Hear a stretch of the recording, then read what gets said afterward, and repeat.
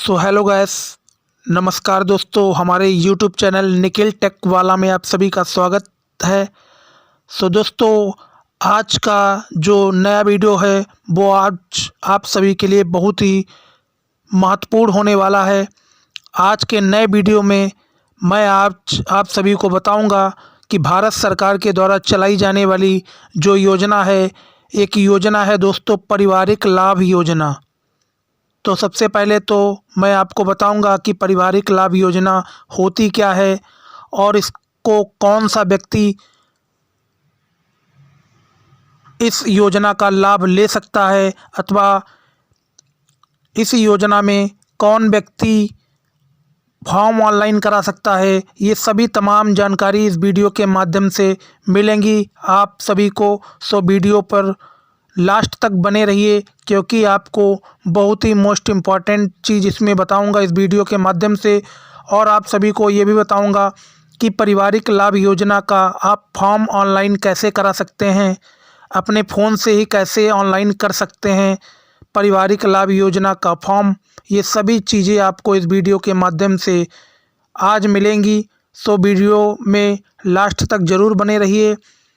हमारे YouTube channel Nikhil take वाला में ऐसे ही वीडियोस पाने के लिए हमारे चैनल को आज ही सब्सक्राइब कर लीजिए और बेल नोटिफिकेशन को भी प्रेस कर लीजिए, ताकि आगे आने वाले सभी वीडियोस की नोटिफिकेशन सबसे पहले आपके पास पहुंच सके और हमारे द्वारा जो भी जानकारी दी जाती है वो आप सभी को मिल सके और इस जानकारी का आप फ़ायदा उठा सके और इस जानकारी से आपका फ़ायदा हो सके और आपको भी इन सभी चीज़ों के बारे में नॉलेज हो सके। सो दोस्तों, हमारे द्वारा जो भी जानकारी दी जाती है, अगर आपको अच्छी लगे तो वीडियो को लाइक करना, शेयर करना अथवा कमेंट करना बिल्कुल भी ना भूलें। और कमेंट सेक्शन में ज़रूर बताएं कि आपको किस टॉपिक से रिलेटेड वीडियो चाहिए। उस टॉपिक से रिलेटेड मैं वीडियो आप सभी के लिए लेके ज़रूर आऊँगा। सो इसी के साथ हम अपने वीडियो की शुरुआत करते हैं। सो दोस्तों, हमारा जो चैनल है निखिल टेक वाला, इसमें आप सभी को टेक से रिलेटेड वीडियोस, भारत सरकार के द्वारा जो भी चलाई जाने वाली योजना हैं अथवा भारत सरकार के द्वारा जो भी गवर्नमेंट जॉब निकाली जाती हैं, उन सभी के बारे में तमाम जानकारी और कैसे उसका फॉर्म फिल करना है, ये सभी तमाम जानकारी हमारे चैनल पर समय समय पर मिलती रहेंगी। सो चैनल को ज़रूर सब्सक्राइब कर लीजिएगा। और आप शुरू करते हैं। आज का जो हमारा टॉपिक है वो है पारिवारिक लाभ योजना। दोस्तों, पारिवारिक लाभ योजना ये उन परिवारों के लिए है जिन परिवारों का मुखिया किसी कारणवश उसकी मृत्यु हो जाती है। भारत सरकार के द्वारा कुछ धनराशि प्रदान की जाती है परिवार को कि उसका भरण पोषण चल सके, परिवार का जो दैनिक का जो जीवन है वो आसानी से चल सके। इसी के लिए भारत सरकार के द्वारा चलाई जाने वाली योजना है पारिवारिक लाभ योजना। ये पारिवारिक लाभ योजना उन्हीं व्यक्तियों के लिए है, उन्हीं फैमिली मेम्बर्स के लिए है जिन फैमिली मेम्बर्स में, जैसे जो परिवार का मुखिया होता है, जैसे हमारे भारतीय समाज में पुरुष प्रधान समाज हमारा होता है, जो हमारे परिवार का मुखिया जैसे पुरुष होता है, उसकी किसी कारण मृत्यु हो जाती है तो भारत सरकार के द्वारा उसे 30,000 रुपये की धनराशि सहायता के रूप में दी जाती है परिवार को। सो दोस्तों, अब मैं आपको बताता हूं कि कैसे इसका फॉर्म ऑनलाइन करना है। सो सबसे पहले आपको गूगल पे विजिट करना है। सबसे पहले आपको गूगल पे चले जाना है। तो देखिए, यहाँ पे गूगल पे जाने के लिए सबसे पहले आपको गूगल के बॉक्स है ये वाला, इसी पे आपको क्लिक कर देना है। जैसे ही आप यहाँ पे क्लिक करेंगे तो कुछ इस प्रकार का इंटरफेस आपके सामने खुल के आ जाएगा।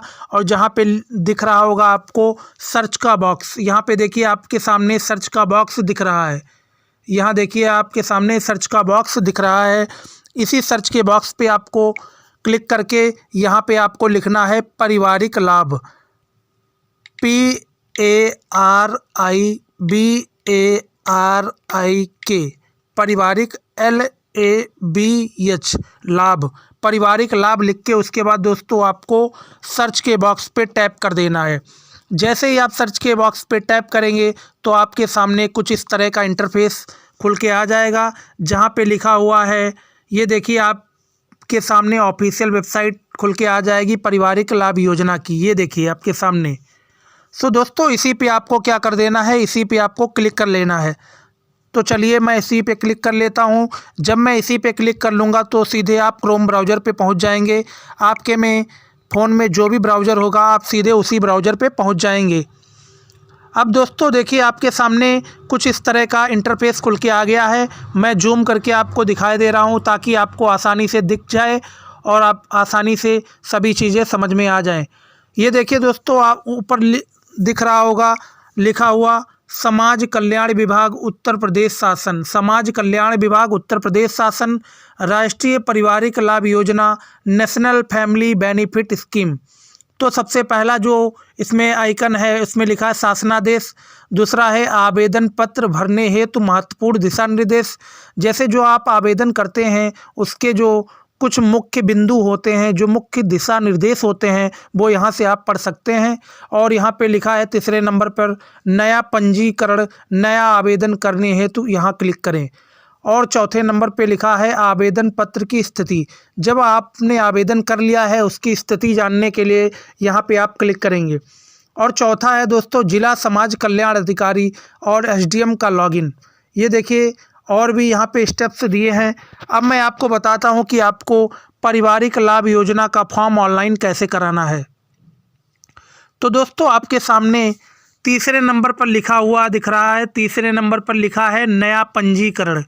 ये देखिए नया पंजीकरण, नया आवेदन करने हेतु तो यहाँ क्लिक करें।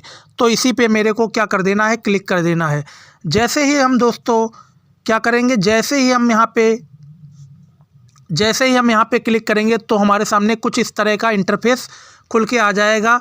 पारिवारिक लाभ योजना का, राष्ट्रीय पारिवारिक लाभ योजना का कुछ इस तरह का इंटरफेस खुल के आ जाएगा। सो दोस्तों यही पेज हमारे सामने खुल के आ गया है। अब इसी पेज में हमें पूरी अपनी डिटेल भरनी है। जो बंदा पारिवारिक लाभ योजना का फॉर्म ऑनलाइन करा रहा है उसी की यहाँ पे पूरी डिटेल फिल करनी है। तो मैं जूम करके आपको दिखाता हूँ एक एक स्टेप ताकि आपको अच्छे से समझ में आ सके। तो सबसे पहला जो है नंबर 1 पे आपको यहाँ पे अपना जनपद चूज़ करना है। यहाँ पे आपको अपना जनपद डालना है। क्या डालना है दोस्तों, यहाँ पे आपको अपना जनपद डालना है। यहाँ पे आपको अपना दोस्तों जनपद डालना है। ये देखिए यहाँ पे आपको अपना जनपद डालना है। तो चलिए मैं जनपद यहाँ पे सिलेक्ट कर लेता हूँ। तो मैं दोस्तों हरदोई जनपद से हूँ, हरदोई हमारा ज़िला है दोस्तों। तो यहाँ पे मैं हरदोई को सिलेक्ट कर लेता हूँ। हरदोई यहाँ पे मैंने हरदोई को सिलेक्ट कर लिया। अब दोस्तों सेकंड जो नंबर पे आता है हमारा, इसमें आपसे पूछा गया है कि आप निवासी कहाँ के हैं। आप निवासी कहाँ के हैं, कि ग्रामीण क्षेत्र के निवासी हैं या शहरी क्षेत्र के निवासी हैं। जहाँ के भी आप निवासी हों वही आपको यहाँ पे सिलेक्ट कर लेना है। तो दोस्तों मैं ग्रामीण क्षेत्र का निवासी हूँ तो मैं ग्रामीण पे क्लिक कर लेता हूँ। जब मैंने ग्रामीण यहाँ पे क्लिक किया उसके बाद हमारे सामने कुछ इस तरह का इंटरफेस आ चुका है। आपके सामने देखिए ग्रामीण हेतु, ग्रामीण क्षेत्र हेतु यहाँ पे आपको कुछ अपनी डिटेल देनी है। सबसे पहले 1.1 पे यहाँ पे डिटेल देनी है दोस्तों। आपको अपना तहसील बताना है। यहाँ पे आपको अपना तहसील बताना है। क्या बताना है, यहाँ पे आपको अपना तहसील फिल करना है। तहसील फिल करना है कि आप किस तहसील से बिलोंग करते हैं। तो हमारा दोस्तों तहसील है शाहाबाद, तो मैंने शाहाबाद यहाँ पे फिल कर दिया। उसके बाद दोस्तों आपसे पूछा गया है विकास खंड, आपसे पूछा गया है दूसरे नंबर पे विकास खंड। यहाँ पे आपसे पूछा गया है विकास खंड, तो यहाँ पे विकास खंड फिल कर लेते हैं। विकास खंड का मतलब ब्लॉक, आपसे पूछा गया है ब्लॉक। तो ब्लॉक हमारा दोस्तों पिहानी लगता है, तो मैं यहाँ पे पिहानी फिल कर लेता हूँ। तो चलिए मैंने यहाँ पे पिहानी फिल कर लिया। अब दोस्तों तीसरे नंबर पे आपसे पूछता है कि ग्राम पंचायत आपकी कौन सी है। यहाँ पे देखिए ग्राम पंचायत आपसे पूछा है इसने, ग्राम पंचायत आपको यहाँ पे फिल करनी है। तो चलिए मैं ग्राम पंचायत फिल कर लेता हूँ। तो दोस्तों हमारी जो ग्राम पंचायत है वो है शहादत नगर। क्या है दोस्तों, शहादत नगर हमारी ग्राम पंचायत है। तो मैंने ग्राम पंचायत को भी सिलेक्ट कर लिया। आपकी जो भी ग्राम पंचायत है उसे आप सेलेक्ट कर लीजिए। अब देखिए 1.4 नंबर पे आपके सामने गांव है। आपको यहाँ पे अपना गांव फिल करना है कि आप किस ग्रामीण क्षेत्र से बिलोंग करते हैं। गांव का नाम आपका क्या है, तो हमारा गांव का नाम है शहादत नगर। मैंने यहाँ पे फिल कर दिया। अब उसके बाद दोस्तों यहाँ पे जो पहला स्टेप आता है वो यहाँ पे आपको क्या फिल करना है, आवेदक का विवरण। यहाँ पे दोस्तों आवेदक का विवरण देना होता है। जो व्यक्ति या जो फैमिली मेंबर यहाँ पे आवेदन करा रहा है उसका यहाँ पे आपको विवरण देना होता है। जो आवेदक है उसका यहाँ पे विवरण देना होता है। जो मतलब आवेदन करा रहा है उसका यहाँ पे पूरा पूरा विवरण देना होता है। तो यहाँ पे जो पहला स्टेप है, विवरण का जो पहला स्टेप है, तो इसमें आपको सबसे पहले अपना नाम बताना है। आपको अपना नाम बताना है सबसे पहले। तो यहाँ पे आपको अपना नाम लिखना है। तो यहाँ पे मैं नाम लिख लेता हूँ राधा। क्या नाम लिख लेता हूँ? राधा। चलिए मैंने राधा यहाँ पे नाम लिख लिया। जब मैंने दोस्तों नाम लिख लिया उसके बाद हमारे सामने आता है दोस्तों, यहाँ पे मेरे को लिखना है पिता या पति का नाम। पिता या पति का नाम।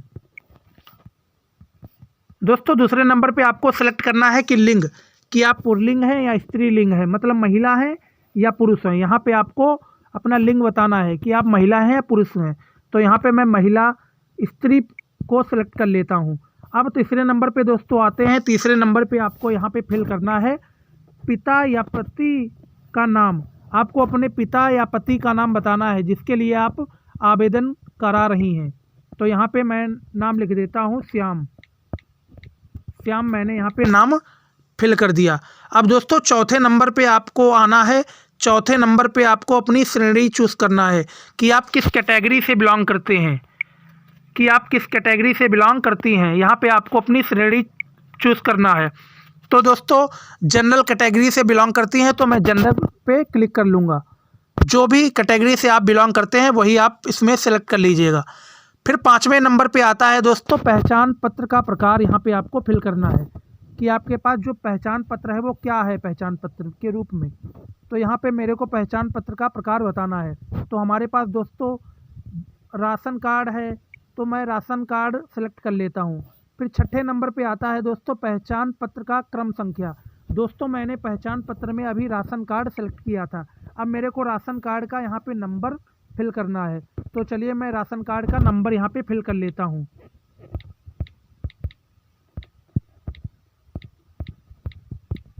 तो चलिए मैंने यहाँ पे राशन कार्ड का नंबर भी फिल कर लिया। अब दोस्तों सातवें नंबर पे हमको क्या करना है? सातवें नंबर पे हमें करना ये है, सातवें नंबर पे हमें ये करना है दोस्तों कि जो मैंने पहचान पत्र का प्रकार अभी सेलेक्ट किया था राशन कार्ड और उसका मैंने नंबर भी दिया। अब यहाँ पे क्या करना है? पहचान पत्र की फ़ोटोकॉपी अपलोड करें। यहाँ पे दोस्तों आपको पहचान पत्र की फ़ोटोकॉपी भी अपलोड करनी होती है। फ़ोटोकॉपी भी अपलोड करनी होती है। तो अब आठवें नंबर पे चलते हैं। आठवें नंबर पे दोस्तों यहाँ पे आपको फिल करना है वार्षिक आय रुपए में। वार्षिक आय यहाँ पे आपको अपनी फिल करनी है कि जो वार्षिक आय है वो कितनी है। तो मैं यहाँ पे 48,000 सेलेक्ट कर लेता हूँ। 48,000 दोस्तों वार्षिक आय आपको कहाँ से मिलेगी? तो आपने आय बनवाया होगा जो तहसीलदार के द्वारा जारी किया जाता आय है दोस्तों। जो लेखपाल जिस पे रिपोर्ट लगाता है उसी आय पे आपकी आय लिखी हुई होती है पूरे साल की। एनुअली आपकी आय लिखी होती है, वही आय वहाँ पे आपको सेलेक्ट कर लेनी है, वहीं पे लिख देनी है। अब दोस्तों 9वें नंबर पे आपको क्या लिखना है? आय प्रमाण पत्र संख्या। दोस्तों यहाँ पे आय प्रमाण पत्र की संख्या यहाँ पे लिखनी है जो तहसील के द्वारा जारी किया जाता है आय प्रमाण पत्र, उसी की यहाँ पे आपको संख्या फिल करनी है। तो मैं संख्या यहाँ पे फिल कर लेता हूँ। यहाँ पे मैं क्या कर लेता हूँ दोस्तों? आय प्रमाण पत्र की संख्या यहाँ पे फिल कर लेता हूँ। तो चलिए मैं संख्या यहाँ पे फिल कर लेता हूँ आय की। तो चलिए दोस्तों मैंने संख्या भी फिल कर ली। यहाँ पे संख्या फिल कर लेते हैं। अब दोस्तों अगला जो स्टेप रहता है हमारा, अगला जो दोस्तों स्टेप रहता है हमारा, अगले स्टेप में मेरे को क्या करना होता है दोस्तों? यहाँ पे दोस्तों मेरे को नंबर 10 पे हमें क्या करना होता है? नंबर 10 पे हमें लिखना होता है आय प्रमाण पत्र आवेदन संख्या। जिस भी जनसेवा केंद्र अथवा अपने फ़ोन से अगर आपने आय प्रमाण पत्र आवेदन किया है तो आपका कुछ आवेदन संख्या दी गई होगी। तो यहीं पे आवेदन संख्या आपको क्या कर देनी है? फिल कर देनी है। आवेदन संख्या यहाँ पे फिल कर देनी है। तो चलिए हम आवेदन संख्या को फिल कर लिए हैं।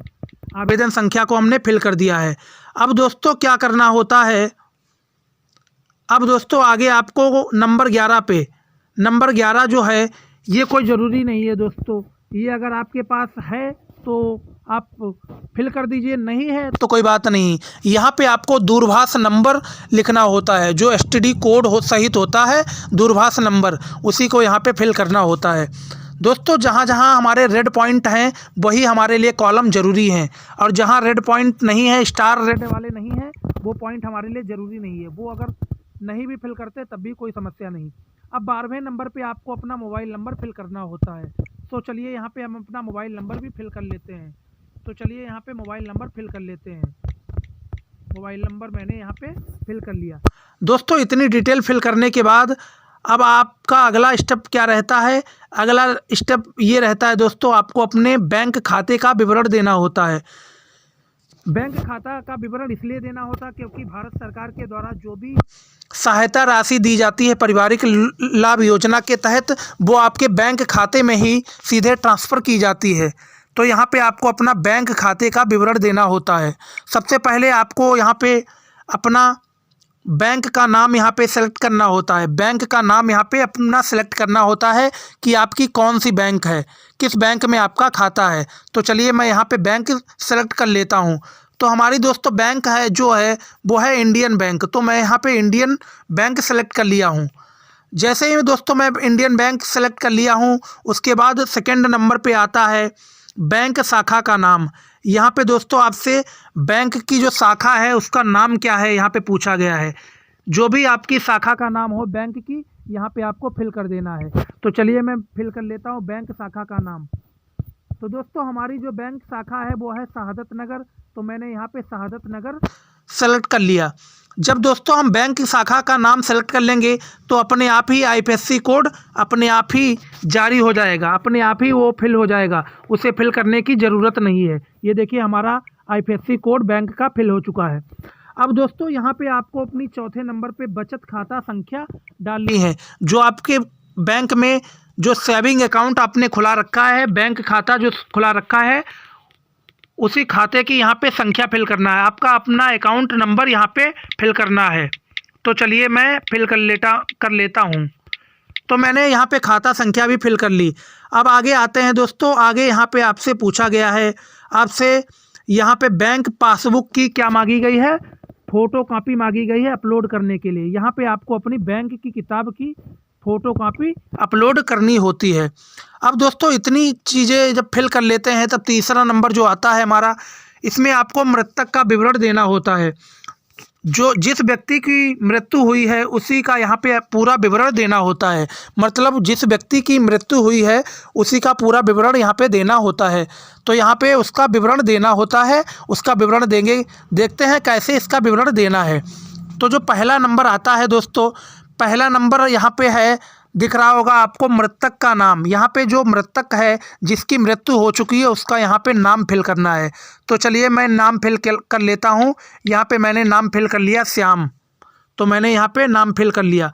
उसके बाद दोस्तों जो सेकंड नंबर पे आता है, सेकंड नंबर पे जो आता है दोस्तों, यहाँ पे मृतक के पिता या पति का नाम। यहाँ पे दोस्तों मृतक के पिता या पति का नाम सेलेक्ट करना होता है। तो चलिए मैं यहाँ पे मृतक के पिता का नाम सेलेक्ट कर लेता हूँ। क्या सेलेक्ट कर लेता हूँ? मृतक के पिता का नाम सेलेक्ट कर लेता हूँ। तो यहाँ पे मैं रिंकू सेलेक्ट कर लेता हूँ, रिंकू लिख लेता हूँ यहाँ पे। मृतक के पिता का नाम रिंकू। अब दोस्तों आगे तीसरे नंबर पे आता है, तीसरे नंबर पे आता है दोस्तों, तीसरे नंबर पे हमारा आता है, तीसरे नंबर पे हमारा आता है दोस्तों मृत्यु प्रमाण पत्र संख्या। दोस्तों जैसे जिस व्यक्ति की मृत्यु हो जाती है उसके बाद उसका मृत्यु प्रमाण पत्र बनता है। जब मृत्यु प्रमाण पत्र बनता है तो उसकी कुछ आवेदन संख्या होती है। जो मृत्यु प्रमाण पत्र है उसकी कुछ संख्या होती है, वही संख्या यहाँ पे आपको फिल कर लेनी है। तो चलिए मैं यहाँ पे फिल कर लेता हूँ। वो संख्या मैंने यहाँ पे क्या कर ली, फिल कर ली। जो भी आपकी मृतक प्रमाण पत्र की जो संख्या हो वो यहाँ पे आप अपनी फिल कर लीजिएगा। अब चौथा नंबर जो आता है, यहाँ पे आपको फिल करना होता है मृत्यु प्रमाण पत्र जारी करने की तिथि, कि मृत्यु प्रमाण पत्र जो है वो कब जारी किया गया है, उसकी कौन सी दिनांक को मृत्यु प्रमाण पत्र जारी किया गया है। तो मैं यहाँ पे लिख देता हूँ दोस्तों 31 दिसंबर 2022 को मृत्यु प्रमाण पत्र जारी किया गया है, 2022। यहाँ पे मैंने उसकी तारीख भी लिख दी, यहाँ पे मैंने उसकी क्या कर दी, तारीख भी लिख दी। इतनी चीज़ आपको समझ में आ चुकी होगी, इतनी चीज़ आपको दोस्तों समझ में आ चुकी होगी। उसके बाद 5वें नंबर पे जो स्टेप है, 5वें नंबर पे जो स्टेप है, मृत्यु की तिथि। जिस व्यक्ति की मृत्यु हुई है उसकी यहाँ पे तिथि डालना है कि किस तारीख को उस व्यक्ति की मृत्यु हुई है। तो यहाँ पे उसकी तारीख मैं डाल देता हूँ, मैं यहाँ पे डाल देता हूँ 1 तारीख 11वां महीना 2022। मैंने 1 तारीख 11वां महीना 2022 यहाँ पे मैंने तारीख सेलेक्ट कर ली। इतनी चीज़ सेलेक्ट करने के बाद आपको अगला स्टेप करना होता है कि मृत्यु का क्या कारण रहा, किस कारण मृत्यु हुई। यहाँ पे आपको पूरा फुल कारण बताना है कि किस कारण मृत्यु हुई। तो यहाँ पे आपको कारण बताना है, यहाँ पे कारण सेलेक्ट कर लेना है। तो सबसे पहला जो कारण है यहाँ पे लिखा हुआ है दुर्घटना, कि क्या दुर्घटना से मृत्यु हुई, या बिजली गिरने से, या बाढ़ या जल में डूबने से, या विषैले या जीव द्वारा काटना, या आगजनी से, या हत्या से, या गंभीर बीमारी से, या अन्य कारण। तो यहाँ पे जो भी कारण हो वो यहाँ पे सेलेक्ट कर लेना है। अगर आपके पास इसमें से कोई कारण नहीं है तो यहाँ पे आपको अन्य कारण पे सेलेक्ट कर लेना है। तो यहाँ पे मैंने अन्य कारण सेलेक्ट कर लिया है। इतनी चीज़ आपको फिल करने के बाद दोस्तों 7वें नंबर पे आ जाना है। 7वें नंबर पे जब आप आ जाएंगे जहाँ पे लिखा हुआ है मृत्यु की तिथि को मृतक की उम्र। दोस्तों जिस दिन मृतक की मृत्यु हुई थी उसकी उम्र कितनी थी, तो मैं यहाँ पे उम्र डाल देता हूँ 25 साल। यहाँ पे मैंने उम्र डाल दी 25 साल। अब दोस्तों 8वें नंबर पे चले आते हैं। अब 8वें नंबर पे हम चलते हैं। 8वें नंबर पे हमें यहाँ पे क्या फिल करना है, मृतक का व्यवसाय। जिसकी मृत्यु हुई है उसका क्या व्यवसाय था, मतलब उसका क्या बिजनेस था, यहाँ पे उसका फिल कर देना है। तो यहाँ पे दोस्तों आपको फिल करना है कि क्या वो किसान था, अगर किसान था तो वो किसान फिल कर लेना है। अगर वो मजदूर था तो यहाँ पे मजदूर फिल कर लेना है। अगर वो कर्मकार, मिस्त्री या बढ़ई इत्यादि था तो यहाँ पे ये सेलेक्ट कर लेना है। या स्वयं का व्यवसाय था तो यहाँ पे सेलेक्ट कर लेना है। या अगर इसमें से कुछ नहीं है तो यहाँ पे अन्य पे सेलेक्ट कर लेना है। तो मैं अन्य पे सेलेक्ट कर लेता हूँ। जैसे ही मैं सेलेक्ट कर लेता हूँ इतनी चीज़, तो आपके सामने 9वें नंबर पे दोस्तों, 9वें नंबर पे आपको क्या फिल करना होता है, 9वें नंबर पे आपको फिल करना होता है आवेदक का मृतक से संबंध।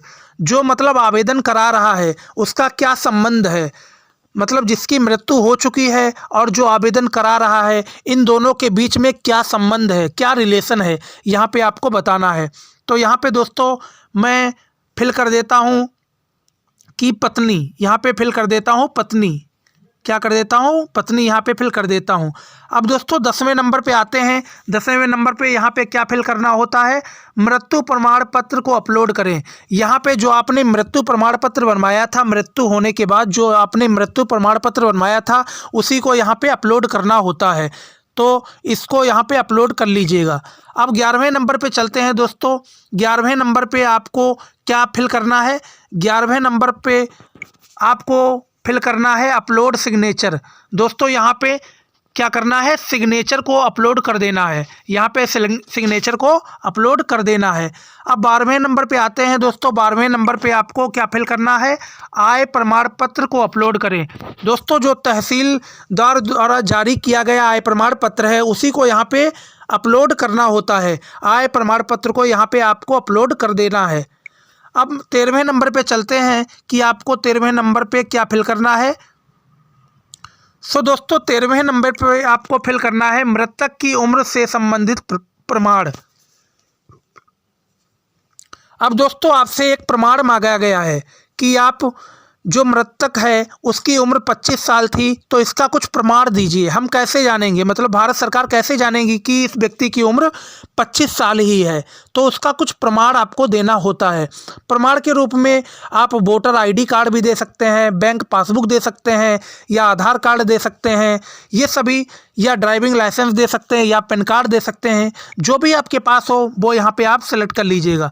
तो यहाँ पे मेरे पास है आधार कार्ड, तो यहाँ पे मैंने आधार कार्ड को सेलेक्ट कर लिया। सो दोस्तों यहाँ पे आधार कार्ड सेलेक्ट करने के बाद यहाँ पे आपको आधार कार्ड की फ़ोटो भी अपलोड करनी होती है। तो यहाँ पे आधार कार्ड की फ़ोटो भी अपलोड करनी होती है। तो यहाँ पे आपको अपने आधार कार्ड की फ़ोटो भी अपलोड कर देनी है। अब दोस्तों इतनी डिटेल फिल करने के बाद आपको क्या करना है, आपके सामने कुछ इस तरह का वेरीफाई लिखा हुआ है। वेरीफाई, यहाँ पे देखिए वेरीफाई लिखा हुआ है। जो कैप्चा आपके ऊपर कैप्चा जो नज़र आ रहा है नंबर जैसा, इसी कैप्चा को यहाँ पे फिल कर देना है 43,175। जैसे ही यहाँ पे आप फिल करेंगे तो आप यहाँ पे कुछ इस तरह का कुछ नोटिस दी गई है, यहाँ पे आपको पढ़ लेना है। जब पढ़ लेंगे यहाँ पे आपको क्लिक कर देना है, टिक कर देना है। मैं प्रमाणित करता या करती हूँ कि ऑनलाइन आवेदन पत्र में भरी गई समस्त प्रविष्टियाँ पूर्णतया जांच ली गई हैं। यदि आधिकारिक जांचों उपरांत ऑनलाइन आवेदन पत्र में अंकित कोई भी विवरण त्रुटिपूर्ण असत्य पाया जाता है तो उसका उत्तरदायित्व मेरा होगा। विभाग द्वारा मेरे विरुद्ध कोई भी कार्रवाई की जाती है तो वह मुझे मान्य होगी। मेरे द्वारा दिए गए आधार नंबर का प्रयोग इस प्रक्रिया में करने के लिए मेरी सहमति है।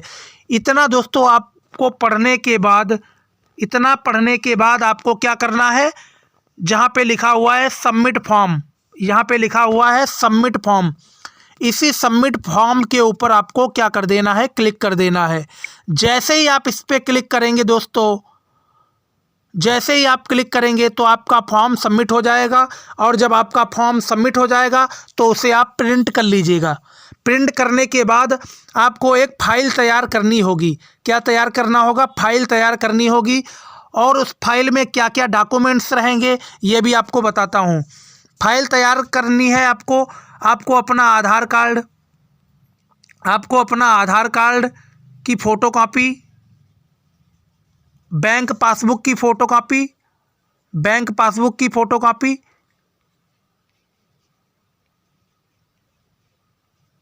उसके बाद आय निवास,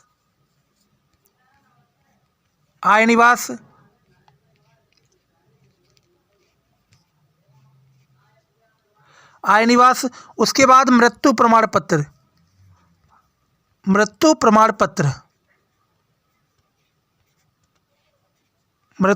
पत्र, ये सभी चीज़ें आपको एक फाइल में सेट कर लेनी है।